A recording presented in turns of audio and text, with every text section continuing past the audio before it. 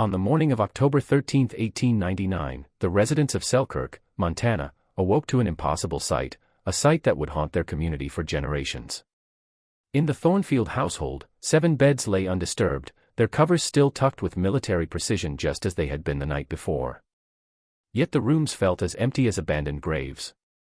Without leaving so much as a footprint in the morning frost that covered their window sills, the 7 daughters of prominent merchant Gabriel Thornfield had vanished. Margaret, 26, Catherine, 24, the twins Eleanora and Elizabeth, 22, Sarah, 20, Grace, 17, and Rebecca, just 14, were gone. No doors had been left ajar. No windows showed signs of forced entry. And most disturbing of all, their nightgowns hung precisely where they had been placed before retiring, as if the sisters had simply dissolved into the autumn air. For nearly 8 decades, the local sheriff's report was sealed by federal order, a report that contained a single chilling detail authorities refused to discuss with anyone, including the sisters' own father. By someone intimately familiar with the house's layout, each bedroom showed evidence of having been methodically searched. Yet not jewelry, not clothing, not even the small amounts of money the older sisters kept in their dresser drawers was missing. What happened to the 7 sisters of Selkirk remains one of America's most haunting and inexplicable unsolved mysteries. And buried in those dusty government files, the truth reveals a conspiracy of greed, corruption, and human trafficking that reaches far deeper than anyone in that isolated Montana town dared imagine. Before we continue with the story of the Thornfield sisters and uncover the shocking evidence deliberately hidden from the public for over a century, make sure to hit that notification bell and subscribe to our channel so you never miss these dark historical mysteries that reveal the hidden truths of America's past. We love hearing from our community of mystery seekers around the world, so also let us know in the comments which state you're listening from. Your engagement helps us bring these forgotten stories back to light. Not just the fate of 7 innocent young women, but an entire network of predators who had been systematically destroying families across the American frontier for decades would be exposed by the investigation that followed. From the Bitterroot Mountains, the autumn wind swept down and through the streets of Selkirk, carrying with it the mingled scents of wood smoke, fallen leaves, and the ever-present metallic tang of silver ore. This ore had transformed this forgotten corner of Montana territory into one of the most prosperous communities between Denver and Seattle. In 1899, Selkirk was a town caught between 2 worlds. The rough-hewn frontier settlement it had been just a decade earlier and the refined community it aspired to become as Eastern money and influence flowed westward along the newly completed Northern Pacific Railroad line. With a population that had swelled to nearly 800 souls, Selkirk represented everything that Americans in the late 19th century believed about opportunity, progress, and the endless possibilities of Western expansion. From dawn until well past sunset, the main street buzzed with activity. Freight wagons loaded with silver ore rumbled toward the railway depot. Well-dressed businessmen stepped off the evening train from Chicago and New York. And families who had traveled thousands of miles for the chance to build new lives in a place where a man's worth was measured by his determination rather than his pedigree. Yet beneath this veneer of prosperity and progress lay the same tensions that plagued communities throughout the American West. Sharp divisions between the established families who had survived the lean early years and the newcomers who arrived with Eastern capital and sophisticated business connections had been created by the rapid influx of money and people. Constantly between the miners who risked their lives daily in the silver shafts and the investors who lived in comfort hundreds of miles away, labor disputes simmered. Most troubling of all were the whispered concerns about young women who had arrived with their families but then mysteriously departed for opportunities in distant cities, leaving behind only vague explanations and tearful farewells. At the center of Selkirk's transformation stood Gabriel Thornfield, a man whose remarkable success story had become legendary throughout the territory, but was beginning to attract uncomfortable scrutiny from those who wondered how a simple dry goods merchant had accumulated such extraordinary wealth in such a short time. During the brutal winter of 1892, Gabriel had arrived in Selkirk, driving a single wagon loaded with basic supplies and accompanied by his 7 daughters, his wife having died of pneumonia during their journey from Ohio. The sight of this determined widower and his children huddled around a campfire in the bitter cold had moved the established residents to offer assistance, and Gabriel had quickly established himself as both a devoted father and a shrewd businessman. Within 2 years, Gabriel's modest general store had expanded to become the largest commercial establishment between Butte and Missoula. He had negotiated exclusive contracts with mining companies, established trading relationships with suppliers in Chicago and San Francisco, and somehow secured the financing necessary to build the most impressive private residence in 3 counties. On Maple Street, the three-story Victorian mansion with its elaborate gingerbread trim, stained glass windows, and wraparound porch served as both a symbol of his success and a testament to his devotion to providing his daughters with every advantage that wealth could buy. Into young women who were admired and respected throughout the community, the seven Thornfield sisters had grown, each developing distinct personalities and talents that contributed to Selkirk's cultural and social life. The eldest, Margaret, possessed a sharp intellect and natural leadership abilities that had made her the most effective teacher the town school had ever employed. From parents and education officials as far away as Helena, her progressive teaching methods, which emphasized critical thinking and practical skills over rote memorization, had drawn praise.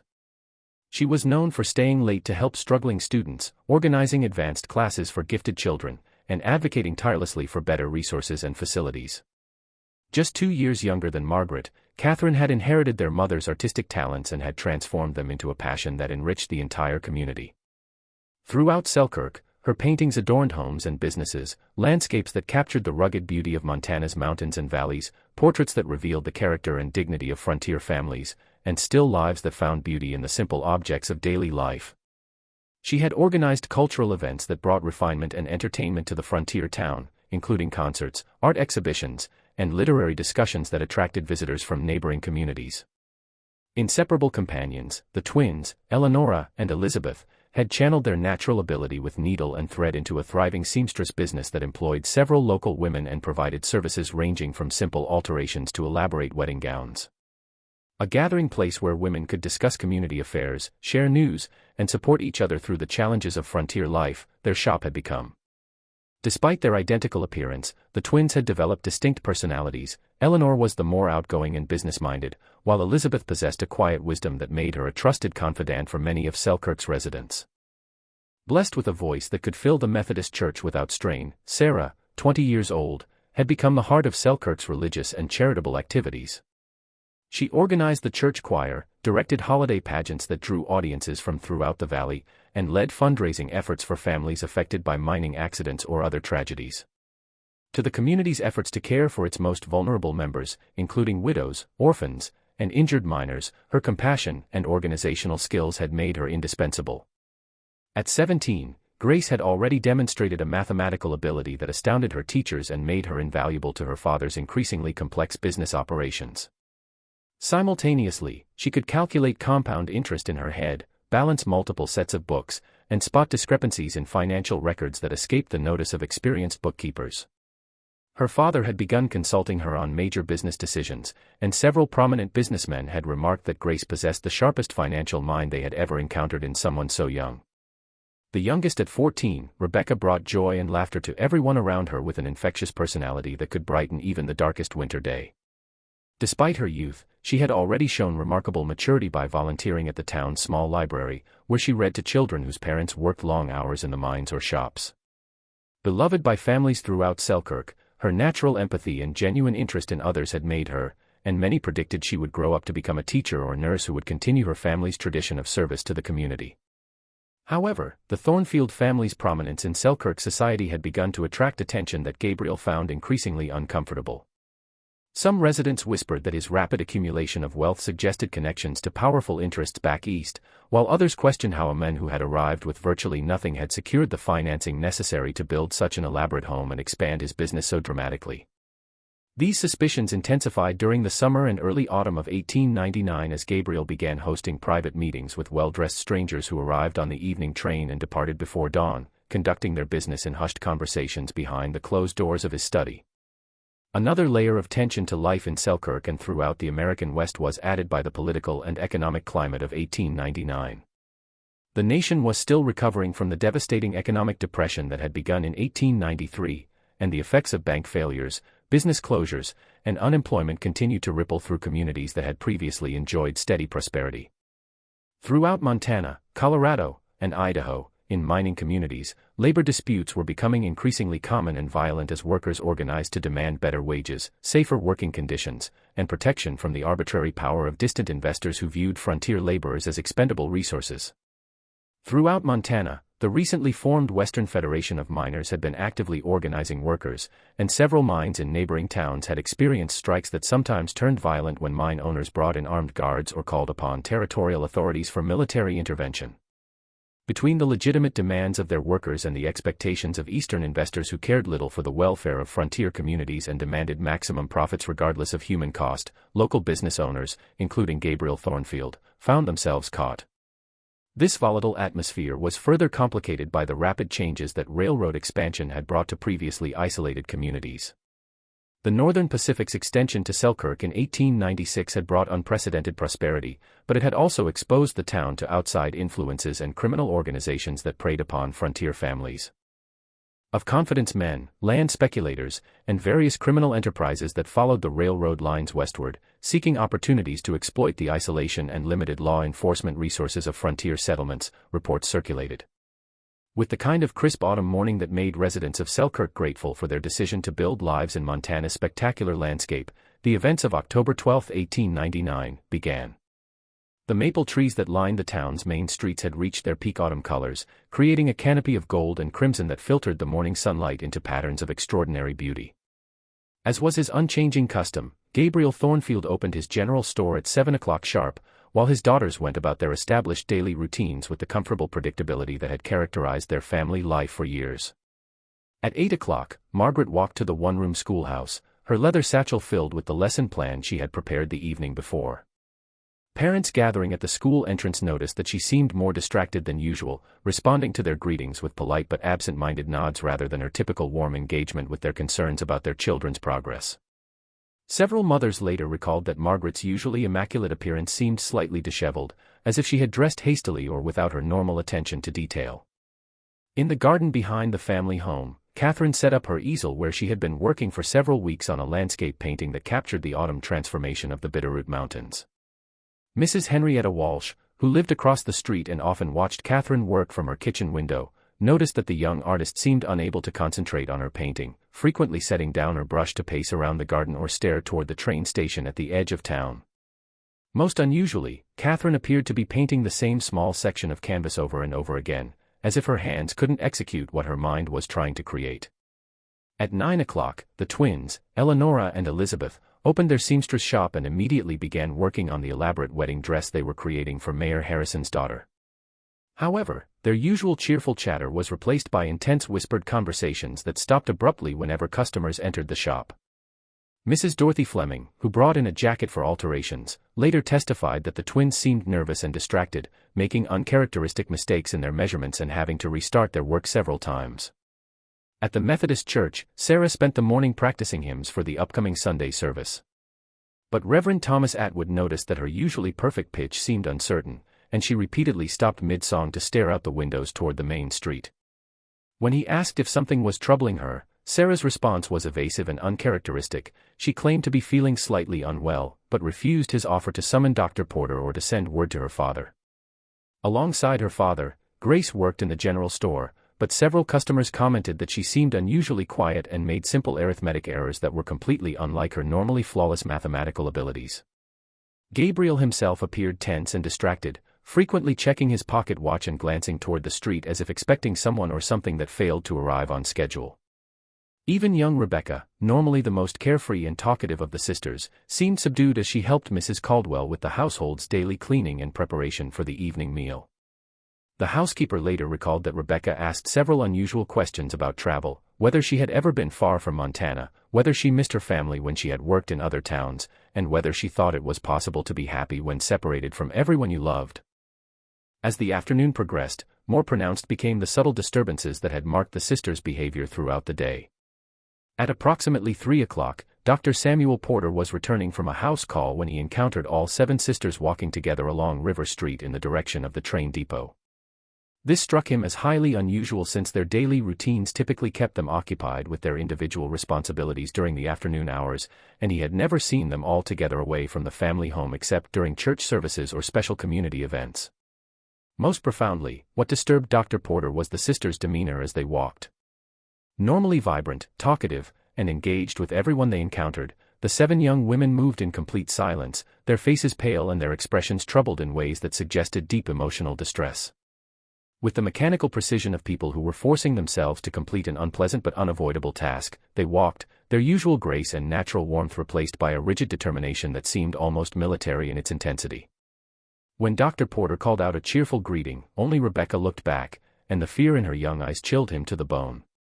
The girl's face, normally animated with laughter and curiosity, wore an expression of terror that seemed completely incompatible with the safe, familiar surroundings of their hometown. For a moment, their eyes met across the distance, and Dr. Porter later swore that Rebecca's gaze conveyed a desperate plea for help that she was powerless to voice aloud. From Timothy Fletcher, the night clerk at the telegraph office, whose window provided an unobstructed view of the main street and the wooden sidewalks where the town's residents conducted their evening business, came the last confirmed sighting of the Thornfield sisters as a group. At approximately 9:15, Fletcher glanced up from his work transcribing messages to observe all 7 sisters standing together beneath the amber glow of the street lamp directly outside his office window. Their positioning and body language struck Fletcher as extraordinary and troubling. Rather than the casual arrangement of sisters engaged in conversation or family business, they stood in a precise line facing toward the train station, their posture rigid and their attention focused with an intensity that suggested both anticipation and dread. They appeared to be waiting for something or someone specific, their stillness so complete that Fletcher initially wondered if his eyes were playing tricks on him in the uncertain lamplight. Particularly significant was what made this sighting the unusual nature of their clothing.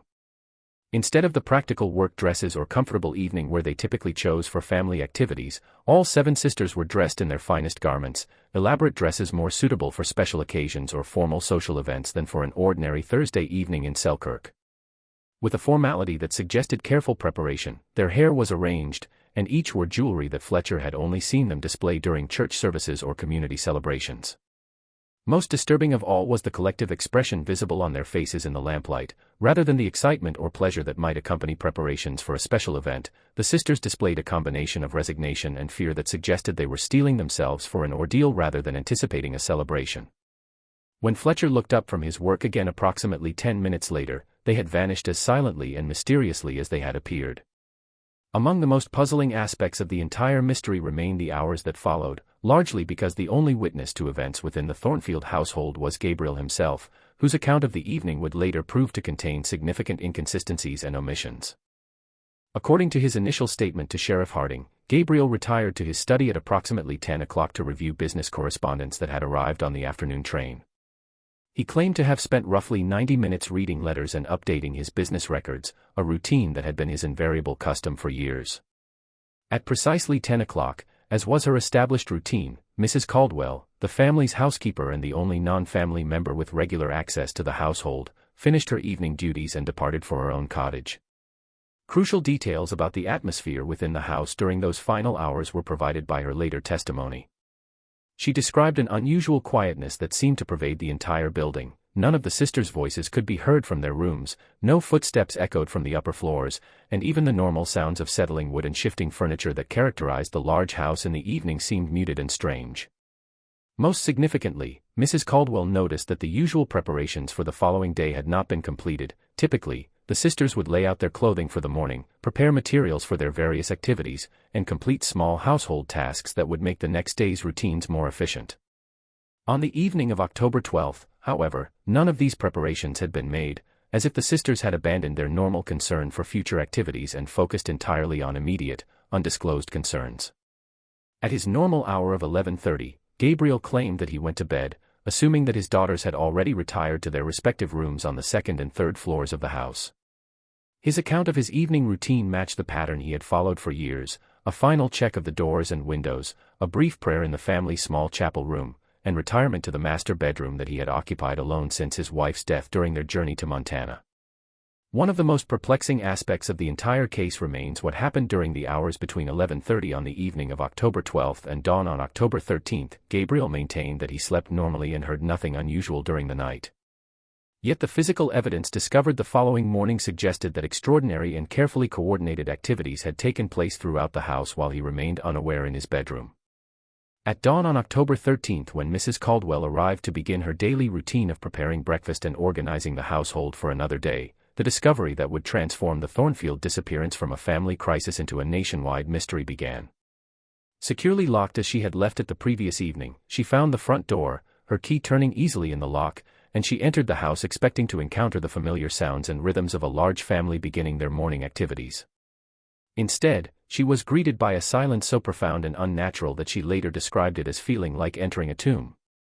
No footsteps echoed from the upper floors, no voices called morning greetings, and even the mechanical sounds of the house, the ticking of clocks, the settling of wooden beams, the whisper of air moving through the rooms, seemed muted and strange. Mrs. Caldwell's first instinct was to attribute this unusual quiet to the family having overslept, perhaps due to late-night activities or the effects of the unseasonably cold weather that had settled over Selkirk during the night. When she discovered that the kitchen showed no signs of having been used for the late evening snack that was part of the family's established routine, her concern began to escalate. Typically, the sisters gathered in the kitchen to discuss the day's events and make plans for the following day around 10 o'clock each evening, preparing tea and light refreshments. On the morning of October 13th, however, the kitchen remained exactly as Mrs. Caldwell had left it the previous evening, clean, organized, and completely unused. Growing more puzzled and concerned, Mrs. Caldwell climbed the main staircase to the second floor where Margaret, Catherine, and the twins maintained their bedrooms.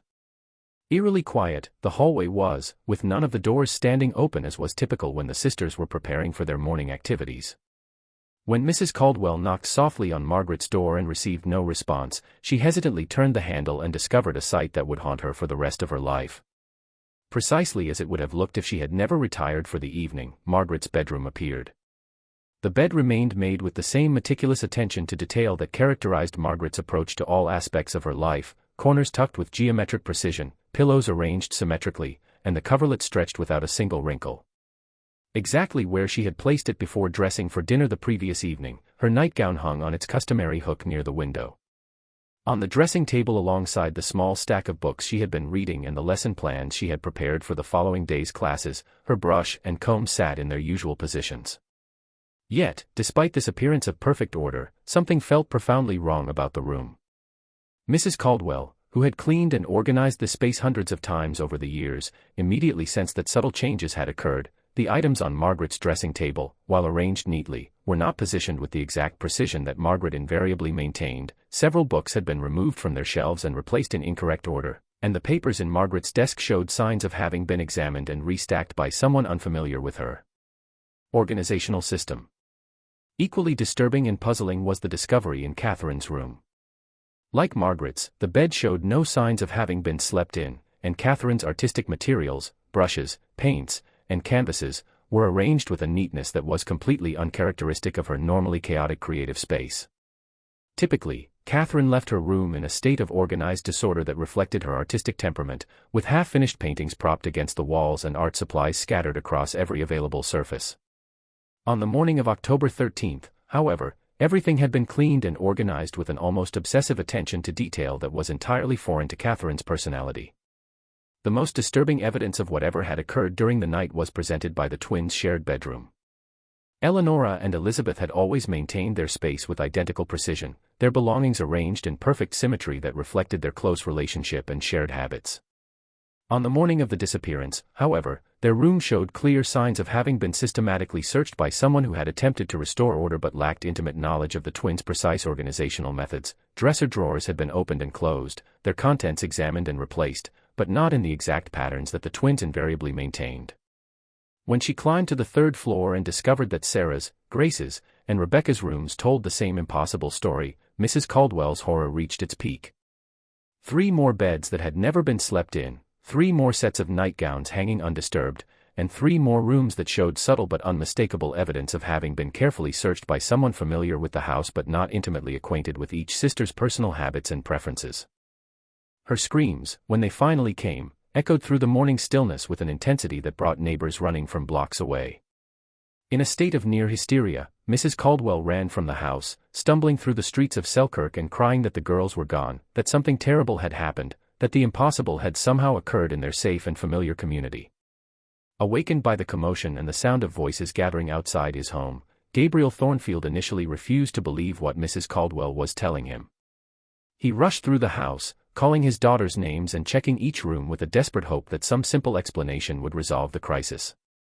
Instead, he was confronted with the same impossible evidence that had terrorized Mrs. Caldwell: 7 bedrooms that showed no signs of having been occupied during the night, yet clear indications that someone had methodically examined every personal belonging, every document, and every possession that the sisters had accumulated during their years in Selkirk. Within minutes of being summoned, Sheriff William Harding arrived, but nothing in his decade of law enforcement experience in frontier communities had prepared him for the methodical investigation that the Thornfield disappearance would require.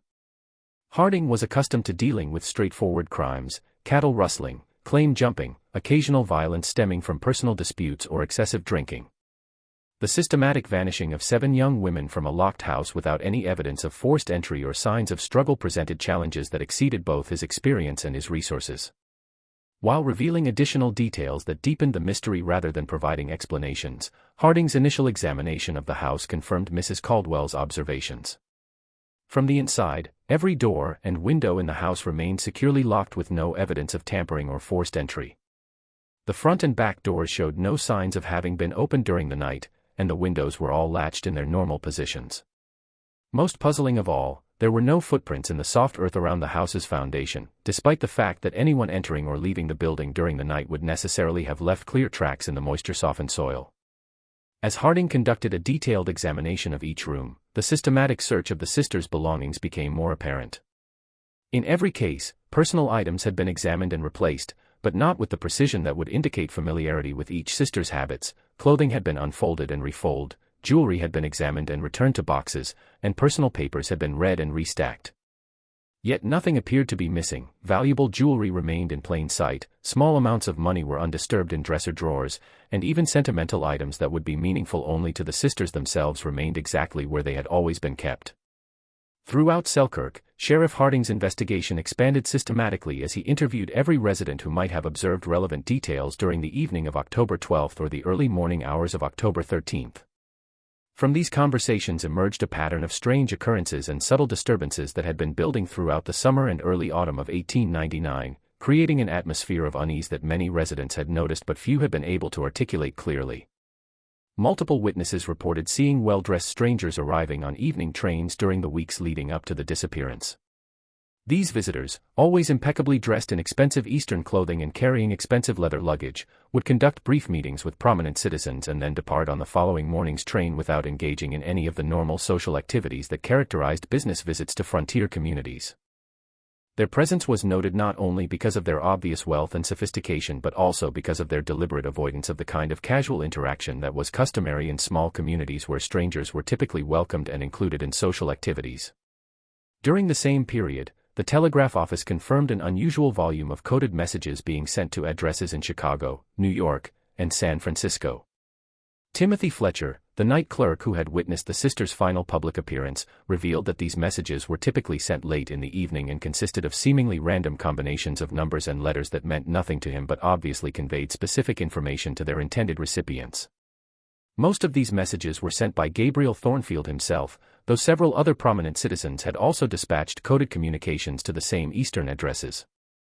Initially proving reluctant to discuss his institution's recent transactions, the town's bank president, Charles Whitman, eventually revealed financial irregularities that cast Gabriel Thornfield's rapid success in an increasingly troubling light through Sheriff Harding's persistent questioning. During the 6 months preceding the disappearance, Gabriel had made several large withdrawals of gold coins totaling amounts that represented a significant portion of his accumulated wealth. Unusual not only for their size but also for their timing were these withdrawals. They had occurred immediately following the visits of the mysterious Eastern strangers, suggesting a direct connection between these encounters and Gabriel's financial activities. More disturbing still were the bank's records of Gabriel's deposits and investments, which showed a pattern of wealth accumulation that seemed inconsistent with the profits that could reasonably be expected from operating a general store in a frontier community. Even accounting for the prosperity that the silver mines had brought to Selkirk, Gabriel's financial success appeared to far exceed what should have been possible through legitimate commercial activities. Whitman's records indicated that Gabriel had received regular payments from Eastern sources that had no apparent connection to his retail business, and these payments had increased substantially during the months leading up to his daughter's disappearance. As autumn stretched into winter, the case attracted attention from federal investigators and newspaper reporters from across the country. With its combination of mystery, tragedy, and hints of corruption that seemed to epitomize the darker aspects of frontier life, the story of the 7 missing sisters captivated the American public. From New York to San Francisco, newspapers published detailed accounts of the disappearance, often accompanied by artists' renderings of the sisters and speculative theories about what might have happened to them. Resources and expertise that were far beyond what local authorities could provide were brought by the federal investigation led by Inspector Marcus Reed from the Department of Justice. Reed had extensive experience investigating criminal organizations that operated across state and territorial boundaries, and his involvement in the Thornfield case reflected the federal government's growing concern about organized criminal activities in frontier communities. Evidence of corruption and criminality that extended far beyond the borders of Montana and involved some of the most prominent business and political figures in the American West would eventually be uncovered by his investigation. Financial irregularities that suggested connections to a sophisticated criminal organization were revealed by Inspector Reed's examination of Gabriel Thornfield's business records. Precisely with a series of questionable transactions involving mining claims, railroad contracts, and territorial government appointments, Gabriel's rapid accumulation of wealth coincided. Most disturbing were his documented connections to a secretive investment group known as the Rocky Mountain Development Company, which had been acquiring mineral rights throughout Montana and other western territories using methods that local authorities were powerless to investigate or regulate. A particularly elusive target for federal investigators proved to be the Rocky Mountain Development Company. Through a complex network of subsidiary companies, shell corporations, and proxy agents that made it virtually impossible to identify its true owners or determine the source of its apparently unlimited financial resources, the organization operated. What Reed could establish was that the company had been systematically acquiring control of valuable natural resources throughout the West, often through arrangements that involved local officials and prominent citizens who received substantial payments in exchange for their cooperation. Shortly after his arrival in Selkirk, when he received what his records described as investment capital that enabled him to expand his business far beyond what would have been possible through normal commercial profits, Gabriel Thornfield's relationship with this organization appeared to have begun. In exchange for this financial support, Gabriel had apparently provided the organization with detailed information about local mining operations, land ownership patterns, and political developments that could affect business opportunities in the region. As winter settled over Selkirk and the immediate search for the Seven Sisters gradually shifted from active investigation to cold case status, the town itself began to undergo changes that reflected the trauma and suspicion that the disappearance had generated. Uncomfortable with the implications of the federal investigation and the attention that the case had brought to their community, several families decided to seek opportunities elsewhere. New residents arrived who had no connection to the tragedy and no investment in uncovering the truth about what had happened to the Thornfield sisters. An increasingly reclusive figure who rarely left his empty mansion except to visit the cemetery where he had erected 7 marble headstones despite the absence of bodies to bury beneath them, Gabriel himself became. His general store, once the center of commercial and social activity in Selkirk, was sold to new owners who had no knowledge of or interest in the mysterious circumstances that had led to Gabriel's withdrawal from community life. That many of Gabriel's business records had been destroyed or removed, making it impossible to understand the full extent of his financial relationships or the source of his former prosperity, the new proprietors found. From Selkirk as well, the physical evidence of the sisters' former presence gradually disappeared.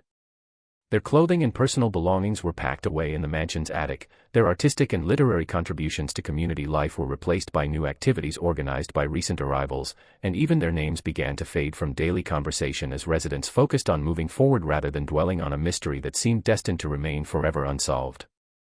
By the spring of 1901, for opportunities in other communities, many of Selkirk's original residents had departed, taking with them their memories, suspicions, and theories about what had really happened to the Seven Sisters. The town that emerged from this transition bore little resemblance to the close-knit community that had existed before October 13, 1899. A more impersonal settlement populated largely by people who had no emotional investment in the Thornfield tragedy and no interest in pursuing investigations that might threaten their own opportunities for prosperity and advancement was in its place. Broader changes that were occurring throughout the American West were reflected by the transformation of Selkirk from a community united by shared history and mutual support into a collection of strangers focused primarily on individual advancement. As the 19th century drew to a close, the frontier's promise of limitless opportunity and democratic equality was increasingly challenged by the reality of organized exploitation, systematic corruption, and the growing power of Eastern financial interests that viewed Western communities as sources of natural resources rather than as collections of human beings deserving protection and respect. 23 years after the disappearance that had shattered the Thornfield family and transformed the community of Selkirk, a discovery in Chicago would reopen the case and reveal connections that stretched far beyond the borders of Montana territory. In the spring of 1922, during the demolition of an abandoned warehouse on the city's south side, construction workers uncovered a hidden room that had been concealed behind false walls and forgotten for decades. Dozens of filing cabinets, storage boxes, and personal items that told the story of a criminal enterprise that had operated with impunity throughout the late 19th and early 20th centuries were contained in the chamber. Among the artifacts discovered in this hidden archive were 7 small photographs, each showing one of the Thornfield sisters in informal poses that suggested professional studio work. The images were accompanied by detailed written descriptions of each sister's personality, skills, family background, and physical characteristics, compiled with the kind of thoroughness that suggested commercial rather than personal interest. Most disturbing of all, the photographs appeared to have been taken after the sisters' disappearance from Selkirk, as several showed the young women at ages they had never reached in their Montana home. Margaret appeared to be in her 30s in the photograph, her face showing the maturity and gravity that came with adult responsibilities and experiences. Catherine's image captured her in elegant clothing that suggested prosperity and social status, but her eyes held a sadness that seemed incompatible with material success. Separately rather than together, the twins, Eleanor and Elizabeth, had been photographed, their identical features showing subtle differences that suggested they had developed distinct personalities during their years of separation from each other and their family. In formal attire that suggested she had maintained her involvement in religious or charitable activities, Sarah's photograph showed her, but the expression on her face conveyed a profound melancholy that spoke of dreams deferred and hopes abandoned. In what appeared to be her mid-20s, Grace, captured, wore the clothing of a woman engaged in professional activities, but her once bright eyes seemed dulled by experiences that had crushed her natural optimism and intellectual curiosity. Most heartbreaking of all was Rebecca's image, which showed her as a young woman in her early 20s, beautiful and properly dressed, but with none of the infectious joy and laughter that had made her beloved in Selkirk. The significance of these photographs and the accompanying documentation was immediately recognized by Detective John Sullivan of the Chicago Police Department, who had been investigating the warehouse discovery as part of a broader inquiry into organized crime activities. The materials were part of a vast archive that detailed the operations of what appeared to be a sophisticated criminal organization specializing in what they euphemistically referred to as domestic placement services and social advancement opportunities for frontier families. Both ingenious and horrifying in its systematic exploitation of vulnerable families throughout the American West, the organization's records, maintained with meticulous attention to detail over several decades, revealed a business model. The criminals had identified communities and families whose isolation, economic struggles, or social circumstances made them susceptible to offers that promised better lives for their children, particularly their daughters. They operated through a network of seemingly legitimate businesses, employment agencies, matrimonial services, educational institutions, and charitable organizations that provided perfect cover for their actual activities. Since at least 1885, Detective Sullivan's investigation revealed that the organization had been operating under various names and through multiple front companies, systematically targeting families in frontier communities where law enforcement was limited and communication with outside authorities was difficult or impossible. Their methods involved careful research into local conditions, identification of families who might be vulnerable to financial pressure or social manipulation, and the deployment of sophisticated confidence schemes designed to convince parents that they were providing their daughters with opportunities for advancement and prosperity. The process typically began with the arrival of well-dressed strangers who presented themselves as representatives of Eastern businesses, educational institutions, or social organizations seeking to recruit young women for positions that promised significant financial rewards and social advancement. These recruiters carried impressive credentials, letters of recommendation from prominent figures, and detailed proposals that seemed to offer genuine opportunities for families struggling with the limitations and hardships of frontier life. Gradually drawn into increasingly complex arrangements that involved financial investments, business partnerships, or other commitments that made it difficult for them to withdraw from the process once it had begun were parents who expressed interest in these opportunities. Each family's particular vulnerabilities, financial pressures, social ambitions, concerns about their daughters' futures in isolated communities, were skillfully identified by the organization's representatives, crafting proposals that addressed these specific concerns while gradually increasing the family's dependence on the organization's resources and expertise. The actual removal of the young women from their families and communities involved the final stage of the process, typically accomplished through elaborate deceptions that convinced both the victims and their families that they were participating in legitimate opportunities for advancement. In some cases, the young women were told they were traveling to distant cities for employment or educational opportunities, while their families were informed that their daughters had decided to pursue independent lives in more sophisticated urban environments. Specifically into the Thornfield case, Detective Sullivan's investigation revealed that Gabriel's involvement with the organization had begun much earlier than anyone in Selkirk had realized. The hidden archive contained correspondence dating back to 1893, just 1 year after Gabriel's arrival in Montana, indicating that his rapid business success had been facilitated by the organization in exchange for his cooperation in their activities. As a local agent who identified suitable families and helped coordinate the organization's operations throughout the Montana Territory, Gabriel had apparently served a man who had gradually become trapped in a web of obligations and dependencies that he was powerless to escape was revealed by the letters between Gabriel and his handlers. His initial involvement had been relatively minor, providing information about local families and serving as a character reference for the organization's representatives when they arrived in Selkirk. However, as the organization's leaders recognized his intelligence, local influence, and desperate need for the financial support they provided, his role had expanded over time. By 1899, as federal investigators began examining the organization's activities and local residents became increasingly suspicious of the strange visitors and mysterious business dealings that had characterized Selkirk's recent prosperity, Gabriel's position had become untenable.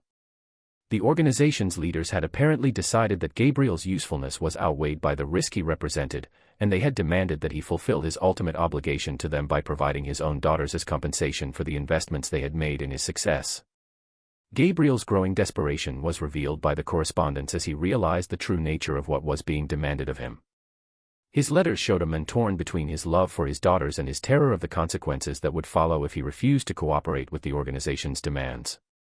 The threats against his family and community were subtle but unmistakable: business failures, legal prosecutions, physical violence, and social ostracism that would destroy everything he had worked to build in Montana.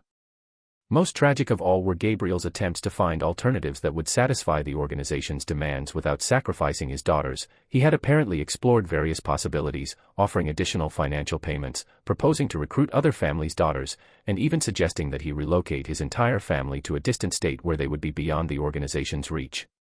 All of these proposals had been rejected, and Gabriel had been informed that only the surrender of his 7 daughters would satisfy his obligations and ensure his family's safety.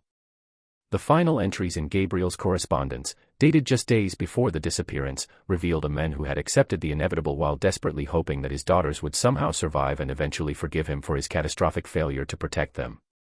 He had been assured that his daughters would be well treated, provided with comfortable lives, and married to wealthy gentlemen who would appreciate their frontier virtues and provide them with social and economic advantages they could never achieve in Montana. Just when we thought we'd seen it all, beyond anything we could have imagined, the horror in this conspiracy deepens.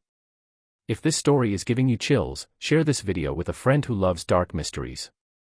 Hit that like button to support our content, and don't forget to subscribe to never miss stories like this. Let's discover together what happens next in this devastating tale of betrayal and systematic exploitation. Through American law enforcement agencies and sparked a nationwide investigation into similar disappearances throughout the West, the revelation of Gabriel's correspondence and the organization's systematic methods sent shockwaves. Not just the fate of the Thornfield sisters but evidence of a criminal enterprise that had operated with near impunity for decades, destroying hundreds of families while enriching a network of criminals who had corrupted officials at every level of government had been exposed by Detective Sullivan's discovery. As federal agents delved deeper into the organization's records, they uncovered evidence of corruption that reached into the highest levels of territorial and state governments, federal law enforcement agencies, and even congressional offices in Washington, D.C. Systematically bribed or coerced into ignoring missing person cases and dismissing legal challenges that threatened to expose the organization's activities had been judges. Regular payments to suppress investigations and intimidate families who attempted to pursue cases involving their missing daughters had been received by sheriffs and territorial marshals. Most shocking of all was the discovery that several prominent politicians and business leaders had been active participants in the organization's operations, using their official positions to facilitate the trafficking of young women while publicly advocating for law and order and family values. Through the systematic destruction of frontier families while presenting themselves as pillars of their communities and champions of American moral values, these hypocrites had enriched themselves. As investigators traced the organization's financial records and identified the full extent of their operations, the scope of the conspiracy became apparent. Over 300 young women from frontier communities throughout Montana, Wyoming, Colorado, Utah, Nevada, and California had been trafficked through the network between 1885 and 1910. The victims ranged in age from 14 to 26, and they had been selected based on their physical attractiveness, intelligence, skills, and family circumstances that made them particularly valuable in the illegal marriage market. Technological and social changes that characterized the late 19th century American West had been facilitated by the organization's operations. The expansion of railroad networks had made it possible to transport victims quickly and efficiently across vast distances, while the isolation of frontier communities and the limitations of communication systems had made it virtually impossible for families to track their missing daughters or coordinate with law enforcement agencies in distant jurisdictions. The social and economic vulnerabilities that were endemic to frontier life during this period had also been exploited by the criminal enterprise. Families struggling with poverty, social isolation, and limited opportunities for their children's advancement had been particularly susceptible to offers that promised better lives through arrangements that seemed legitimate and beneficial. These vulnerabilities were skillfully identified by the organization's representatives, crafting proposals that addressed each family's specific concerns while gradually drawing them into arrangements that they would never have accepted if they had understood the true nature of what was being proposed. In Selkirk itself, between those who demanded justice for the Thornfield sisters and accountability for the officials who had enabled their disappearance and those who feared the economic and social consequences of pursuing investigations that would expose the extent of local involvement in the conspiracy, the investigation's revelations split the community. Either directly or indirectly from Gabriel Thornfield's prosperity and the investments that the Rocky Mountain Development Company had made in local businesses and infrastructure had benefited many residents. In the cover-up that had followed the sisters' disappearance, having received payments to suppress questions and discourage investigations that might have exposed the truth years earlier, the town's mayor, banker, and several prominent merchants found themselves implicated. That Gabriel's wealth came from questionable sources, several local officials had known or suspected, but they had chosen to remain silent in exchange for the economic benefits that his prosperity brought to their community. When investigators examined the records of the local cemetery and discovered that the 7 marble headstones Gabriel had erected for his daughters contained a hidden message that revealed his knowledge of their fate, the most shocking discovery in Selkirk came. The dates carved into the monuments did not represent the sisters' deaths as everyone had assumed, but rather the dates when they had been forced into arranged marriages in distant cities. Gabriel had been informed of each placement and had marked the occasion with what appeared to be a memorial but was actually a record of his daughters' enslavement. That Gabriel had known his daughters' fates all along and had chosen to maintain the fiction of their mysterious disappearance rather than expose the truth and risk retaliation against other families transformed him from a tragic victim into a willing participant in their destruction. His suicide note, discovered after his death in Denver, revealed that his guilt and despair had driven him to madness, but also that he had possessed information that could have led to his daughter's rescue if he had found the courage to reveal it to authorities. As the federal investigation expanded, it became apparent that the organization responsible for the Thornfield tragedy had not been dismantled in 1910, as previously believed, but had simply evolved and adapted to changing social and economic conditions. By 1922, the network had transformed itself into what appeared to be a collection of legitimate employment agencies, matrimonial services, and social organizations but continued to operate using refined versions of the same predatory methods that had destroyed the Thornfield family. The modernized operation had adapted to urban environments and changing social norms while maintaining its fundamental business model of exploiting vulnerable young women and their families. Instead of targeting isolated frontier communities, the organization now focused on recent immigrants, rural families displaced by economic changes, and urban families struggling with poverty and social dislocation in rapidly growing cities. When federal investigators, armed with evidence from the Chicago warehouse and Gabriel's correspondence, launched a coordinated series of raids across 12 states in the spring of 1922, the final pieces of the Thornfield mystery fell into place. The operation, involving over 200 federal agents and local law enforcement officers, targeted the modernized network that had evolved from the organization responsible for the sisters' disappearance while simultaneously searching for any surviving victims of the original trafficking operation. That exceeded even the investigators' worst expectations were yielded by the raids. In addition to liberating dozens of women who were still being held against their will in various forms of involuntary servitude, the operation uncovered detailed records that documented the fates of hundreds of missing persons, including comprehensive information about the Thornfield sisters and their experiences following their removal from Selkirk. Investigators learned that Margaret Thornfield had been transported to Cleveland and forced into marriage with Harrison Pembroke, a steel mill owner who had specifically requested a bride with teaching experience and intellectual capabilities. The marriage had been presented to Margaret as a legitimate arrangement that would provide her with social status and financial security while allowing her to pursue her educational interests in a more sophisticated urban environment. The reality had been far different. Pembroke had treated her as little more than an ornamental possession whose primary value lay in her ability to enhance his social reputation and provide him with children who would inherit her intelligence and refinement. During her years of captivity, Margaret had borne 3 children, but she had been forbidden from contacting her family or revealing her true identity to anyone, including her own children, who had been told that their mother was an orphan with no living relatives. By Pembroke's connections to the trafficking network, which maintained surveillance over all their placed women to prevent exposure of their operations and to ensure that the victims remained compliant with their arrangements, her attempts to escape had been thwarted. In a comfortable but closely monitored environment where her every activity was controlled by Pembroke and his associates, the investigators found Margaret living under the name Mary Patterson. Despite nearly 23 years of captivity, she had maintained her intelligence and strength of character, secretly documenting her experiences and gathering evidence that she hoped would someday lead to justice for herself and other victims. Her hidden journals provided investigators with crucial details about the organization's operations and the locations where other victims might be found. Equally tragic had been Catherine's fate, but it had followed a different pattern of exploitation. She had been taken to Milwaukee and married to Augustus Richardson, an art collector who had specifically sought a wife with artistic talents that he could exploit for both personal pleasure and commercial gain. Richardson had forced Catherine to produce paintings that he sold under his own name while keeping her isolated from artistic communities where she might have found support or assistance. The psychological torture that Catherine had endured was evident in the paintings that investigators found in Richardson's mansion, works that showed remarkable technical skill but conveyed a profound sadness and desperation that reflected their creator's emotional state. Now living as Caroline Phillips, Catherine had survived by channeling her anguish into her art while secretly planning for an escape that she had never been able to achieve due to the constant surveillance and threats that characterized her captivity.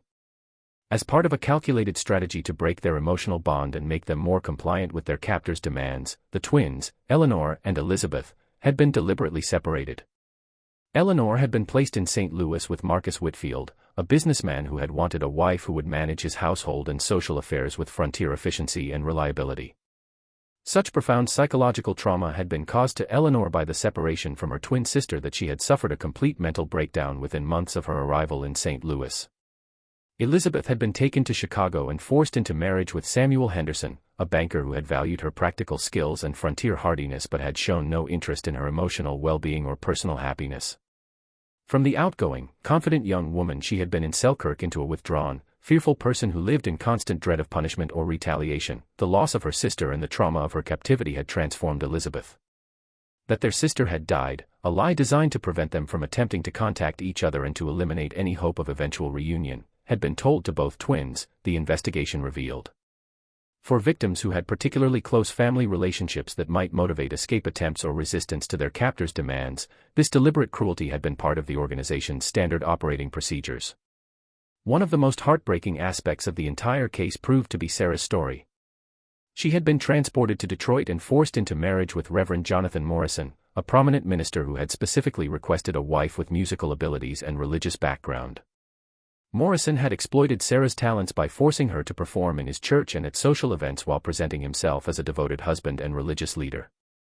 The investigators discovered that Sarah had died in 1905, officially from pneumonia, but evidence suggested that her death had resulted from years of physical and emotional abuse that had weakened her constitution and made her susceptible to illness.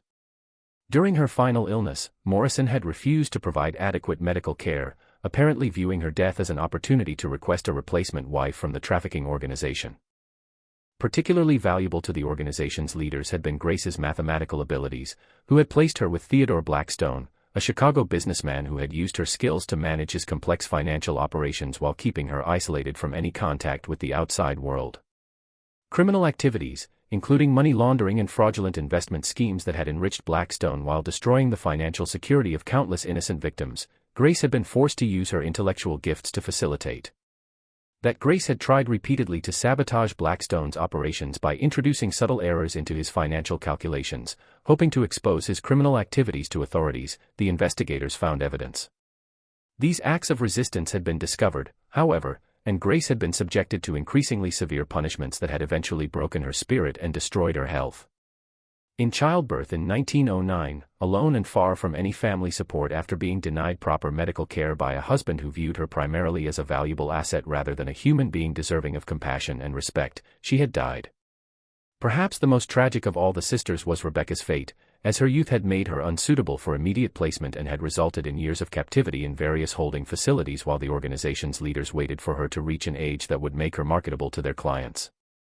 During these years, between different locations, never allowed to form lasting relationships or to develop any sense of stability or security, Rebecca had been moved frequently.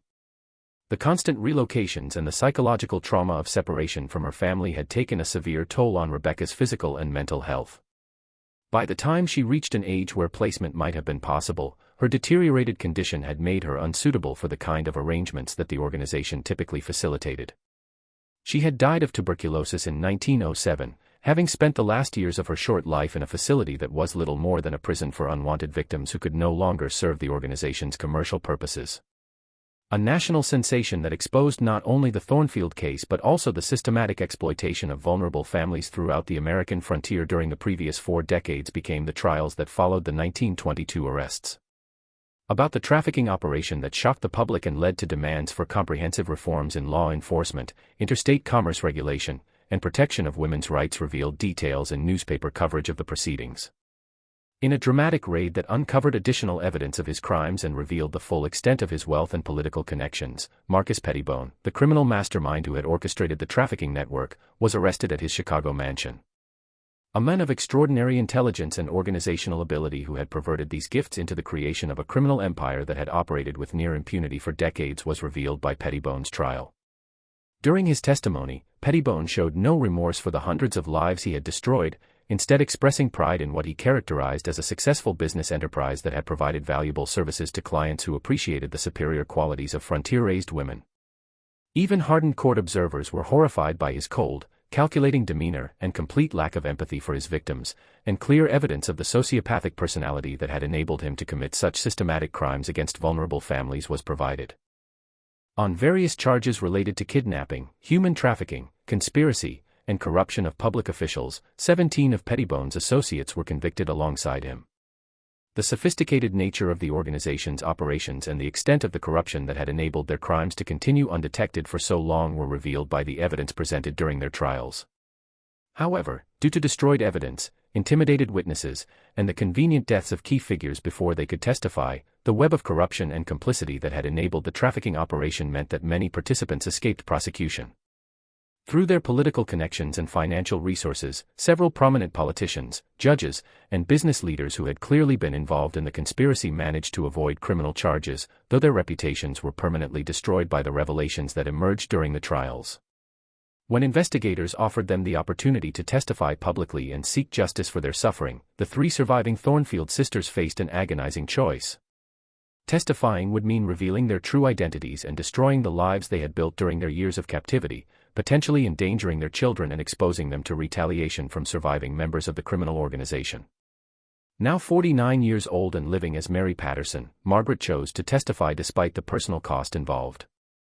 Her courage in confronting her captors and revealing the details of her 23 years of enslavement made her a powerful advocate for other trafficking victims and helped establish legal precedents that would provide better protection for women and families in vulnerable situations. Because of her intelligence, dignity, and ability to articulate the psychological and emotional damage that the trafficking experience had inflicted on its victims, her testimony was particularly effective.